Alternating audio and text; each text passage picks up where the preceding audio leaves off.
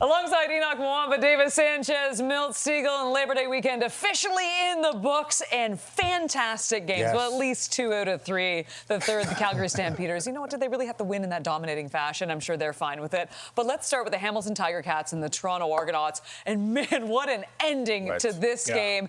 And Bo Levi Mitchell on Labor Day historically has been absolutely fantastic. He comes up just short in this one, but we thought at one time it looked like it was going to be a game-winning drive. And him and Kenny Lawler phenomenal in this game, Ches. Yeah, Mr. Clutch. I don't know if Bo gets recognized as much as he should for being as clutch in big moments as he is. He made that signal after the touchdown, pointing to his veins and pointing to his wrist and the ice in his veins. And did anybody have any doubts? I know when Bo got the ball back down with the minute left, I said, they're going to go down and score. Yep. He's going to go down and score. And that's the thing about Bo Levi Mitchell is that, yeah, they didn't get the win. But I did want to point that out. We didn't get a chance to talk about it during the game, to point out that the fact that Bo, in the biggest moments, not only does he believe he's clutch, but the guys around him believe he's a clutch performer. And there he is right there, in my veins.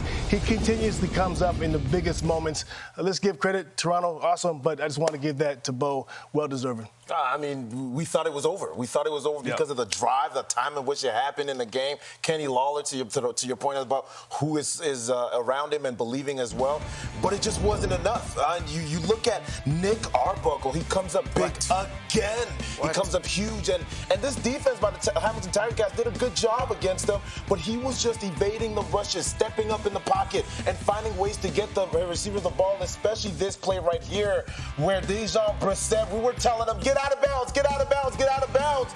And he even afterwards talked about the fact that he probably should have done it a little earlier, but he had a second left and give him a chance enough, and they came down with the win. I mean, they did everything they needed to, and it came down to Hamilton and got the W, and it was a huge win for this team at this stage in the season. You know what? That was just such a wild ending. The emotions of going back and forth, and just every time you don't think that rivalry can get any better, it absolutely does. And once again, too, we thought that win for the Toronto Argonauts against the BC Lions was critical. So was this one, too, because they're still in this mix. Right. When it comes to the Edmonton Elks and the Calgary Stampeders, we said for the Elks that this might be a statement game for them if they could somehow pull it off. They came in, they had won 3 straight. It was really no contest for this one.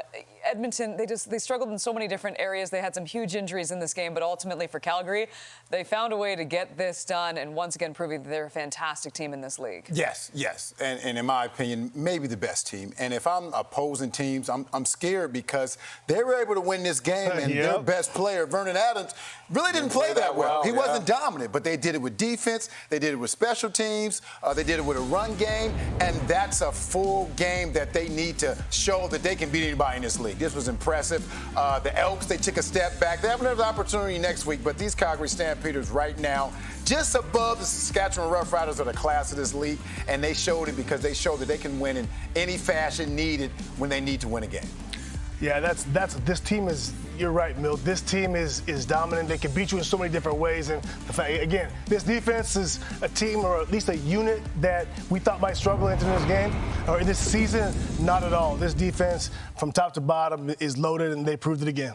You know what, Labor Day weekend, I always am sad to see it go, but now I feel like the real football begins in the CFL this second half of the season. And guess what? It was so good we get to go back on the road. Except for Ches. He's going to hold down the fort, but we're headed to Edmonton for the triple header. We coming.